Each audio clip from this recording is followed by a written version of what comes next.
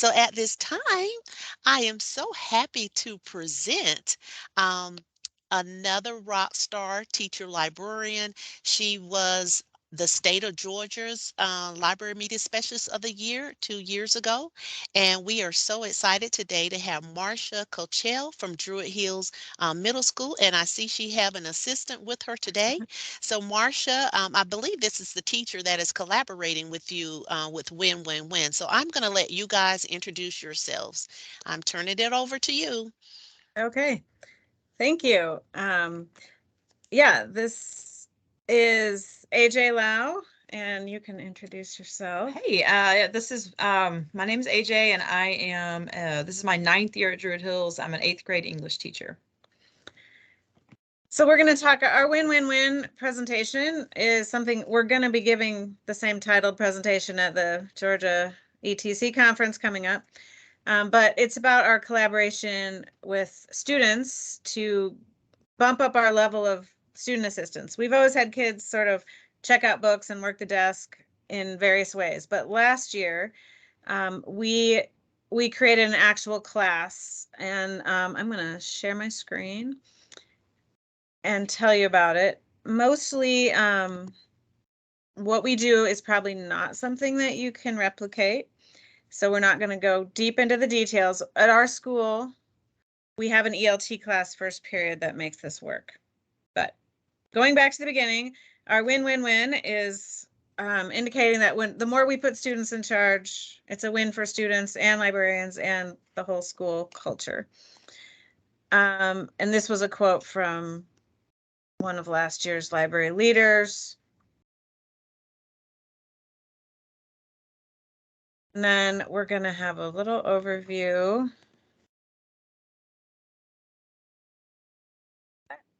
Our setup is that we have about 20 students. They apply to be in our class. It's a first period class. And the way that works is because I have AJ, she can be a teacher of record, and it's her class and we work together. So it really hinges on having a fantastic partner. But we have a super busy first period. It's when everybody has ELT all at once and everybody sends kids to the library, and we can have like 100 kids come and go at least. And it's been a stressful time of day. So we have it modeled where our students are in rotations. Once every 3 weeks, they're on duty and they work the desk and other stations, as you can see on the right. And then the other weeks when they're not on duty, they do projects that benefit the library and teach technology. And those projects give them a chance to, we want them to learn leadership skills through their projects, creativity. We want them to kind of hone in on things that they like, as well as just kind of get to know things that they're not familiar with. Like if they have never done design before, we want them to do some design work. So it's just a chance for them to improve lots of different skills. So. And we tell them we want them to come to us for job recommendations. You know, when they're in high school and they're applying for a job, we want to be the teacher that can say they're a great worker. We start off the year, one thing I'm always a little concerned with students on the desk is all the ethical considerations. So this is just some of the little role plays we have them do to train them in. We have them role play what not to do in these situations. Like if someone comes up and checks out a book that you hated, what should you do?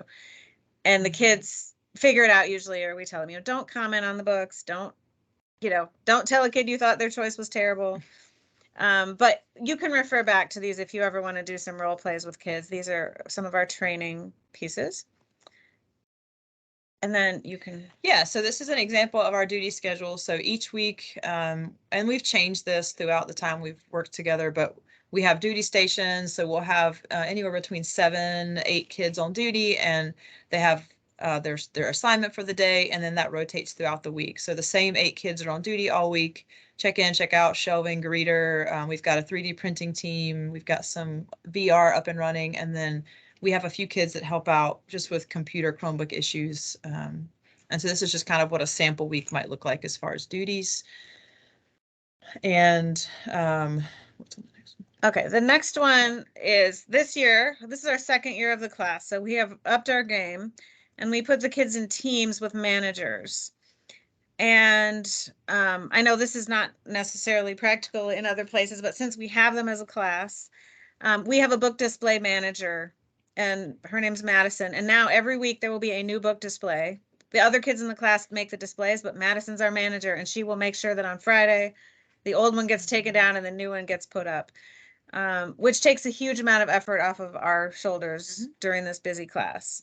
And the kids got to sign up for these, so they got to see the teams, and we talked to them about what the teams were, and then they got to sort of pick the ones they'd be interested in, and then based on their experience in the class, we assigned managers and then team members. So far this has gone really well. Yeah, and AJ made this document. She's got great team goals, and there's a longer document. So even if you don't have a class like we do, but if you have a team of kids that want to work on 3D printing, it's a good system, you know, to have a manager and kids have their goals written out. And, you know, we kind of want to give them the idea of what a workplace might be like. I think the design team, I'll highlight that because that, you know, you've got people throughout your schools that make posters for all kinds of different things. And our goal with our design team was to have a group of kids who know how to use Canva. And anybody in our school can submit a request. This team actually made a request form. And the teams anybody can submit a request to have something designed. You know, so if you have something you want to design for your football team or whatever, they can submit that. And so that's a very cool real world skill that those kids are working on. So that's our teams. We also have our kids, because it's a class, they have to do projects. They're on duty 1 week, and then they have 2 weeks to do teams and projects. This is just a screenshot of the kids. It's the kids' job to tell us what projects they've done. And they have to think of things that will benefit the library or help kids find books. So they, you can just see the kinds of things they're putting in. I've had kids make a sign about the Dewey Decimal System, do robot training, you know, make posters for our book club books and all kinds of things. So this is how we keep track of what they've done. So that's a lot of information, and I'll share a link of this if you want to go deeper into what we do. But the bulk of what we're going to show you here is just actual projects that students have done. And we think it could be relevant at elementary, middle, or high school, the kinds of things that we've put students in charge of that make our lives a lot easier and make our library a lot of fun.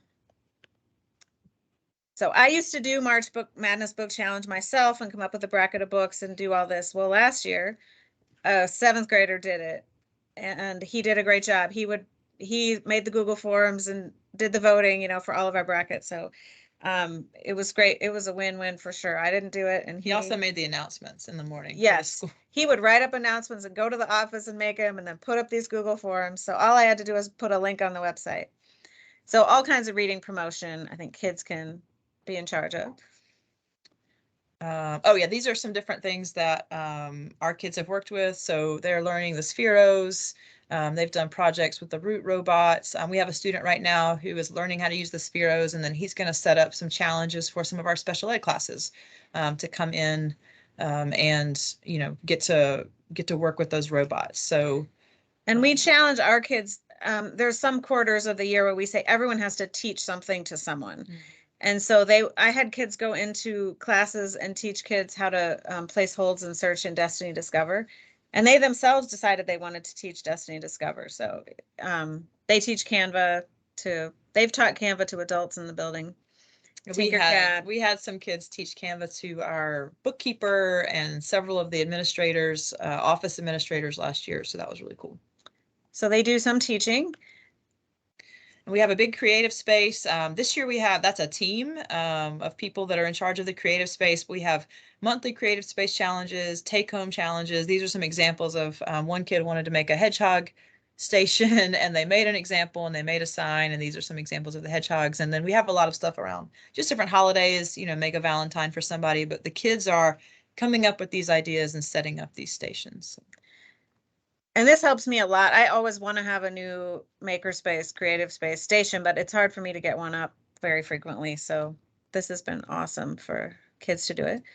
These were some of our stations. We did an all-out Halloween station thing last year, and a student came up with pumpkin putt-putt as a fun activity. And this is one of our kids playing putt-putt. Our VR, we've gotten our VR up and running, and our VR team is sort of refining what this looks like this year, but kids could get tickets for different things. They could get a VR ticket for all kinds of different things from their teacher, and they can come and they can use their ticket to do VR. This year, we're hoping to take VR more into classrooms and tie it more into teacher content. But we've got several kids who are really passionate about getting the VR up and running and getting it even working even better than it is now.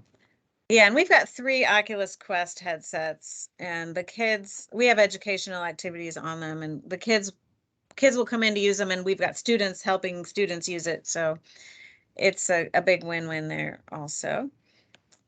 And this year, I know Ms. Kochel had a lot of desire to keep the library social media accounts up to date, but that can also be difficult to do. So we've got a team that are in charge of just promoting different library things on Instagram and Twitter. So they make their videos. This one on the left is our student who was in charge of Banned Book Week. So she made a big display of Banned Book Week.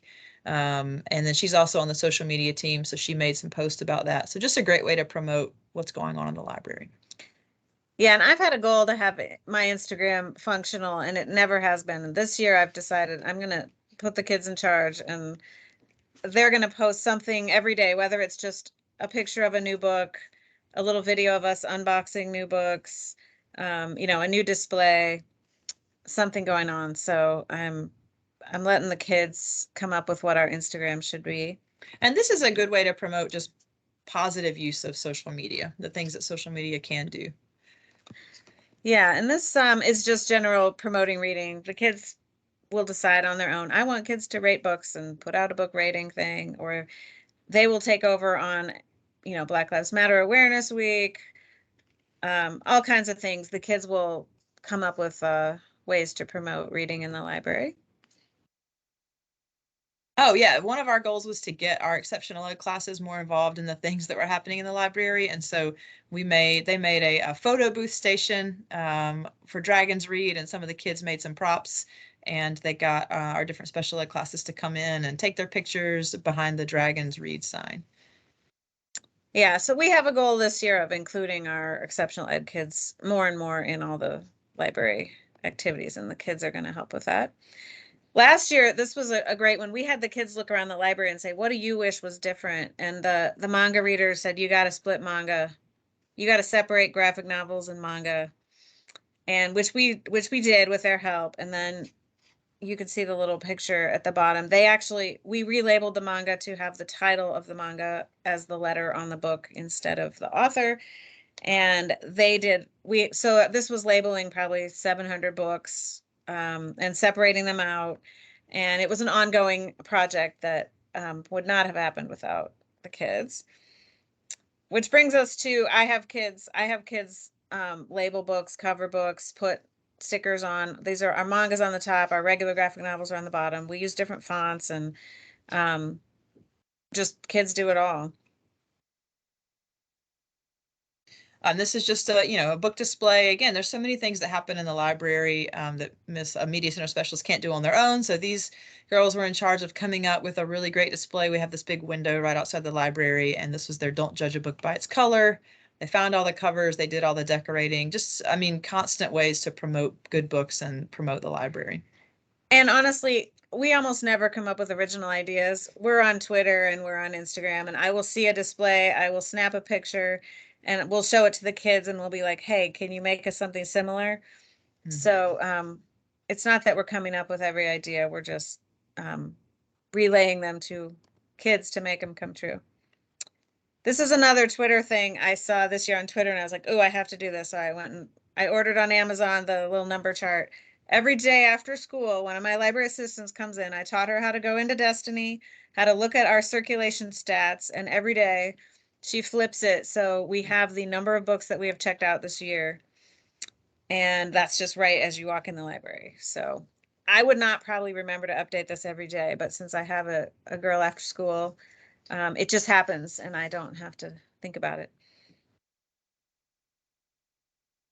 3D printing, we have a couple of 3D printers, and we've got some managers of that. We've brought in somebody that we have a connection with who's really good at 3D printing to kind of teach them, and they've come up with a process for how kids can sign up to 3D print. And we haven't done it this year, but we're going to start. We did it last year. They go into classes and they teach kids how to use Tinkercad and get kids to 3D print. And the more the word gets out about this, the more excited kids are to learn how to do this. So, and that's all run by the students. If a regular student comes in and wants to print something, we say, oh, go talk to our crew, and they look at the projects, they write them on the list, they get them printing.